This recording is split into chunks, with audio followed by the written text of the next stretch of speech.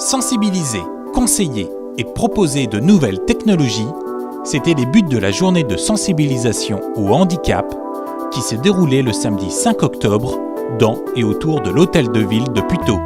Nous avons souhaité avoir un stand commun, nous, Lions Club, avec cette association ASF 92, Autistes sans frontières 92, pour montrer notre engagement auprès de cette association et également avec la société Aldébaran qui a conçu le petit robot Nao. Le robot est capable de proposer, de répéter encore les mêmes exercices sans se lasser. C'est une machine finalement qui répond toujours de la même façon.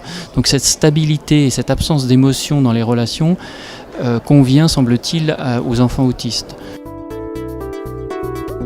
En proposant une autre solution innovante, Axéo donne une nouvelle autonomie aux malentendants. D'un point connecté à Internet, elle se connecte en fait à un site Internet, le site de la ville par exemple, et à partir de ce moment-là, notre opérateur en fait, va valider l'appel en disant « Ok, vous souhaitez bien contacter la ville pour une demande d'état civil ? Oui. Je vous mets en relation. » Et là, la personne sourde, elle va pouvoir, si elle est oralisée, parler directement à l'agent d'accueil de la ville. Et en retour, tout ce que va dire l'agent d'accueil va être pris en note de façon instantanée, et ce qui permettra à la personne sourde de lire ce qu'elle n'entend pas, et ensuite derrière, de pouvoir répondre et de pouvoir converser. Toujours dans le souci de redonner de l'autonomie, le Mobicar du CCAS se tient toujours prêt. Ce véhicule, il est réservé aux personnes qui ont des problèmes de mobilité, les personnes âgées ou les gens handicapés.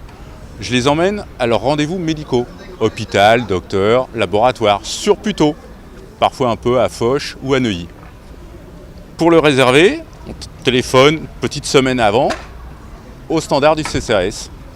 Et vous avez votre rendez-vous, je passe vous chercher à la maison et je vous emmène au docteur ou à l'hôpital.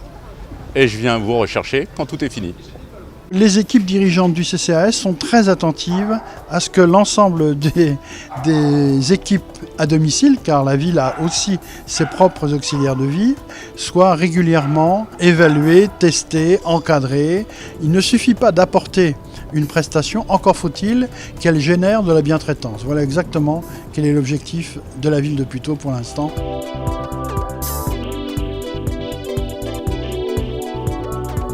Avec le parcours en fauteuil ou encore la sculpture en aveugle, la sensibilisation se fait aussi dans les écoles. Chaque année, nous offrons des livres traitant du handicap pour que les enfants handicapés ou pas puissent avoir connaissance des problématiques et mieux intégrer un collègue qui aurait une problématique de handicap.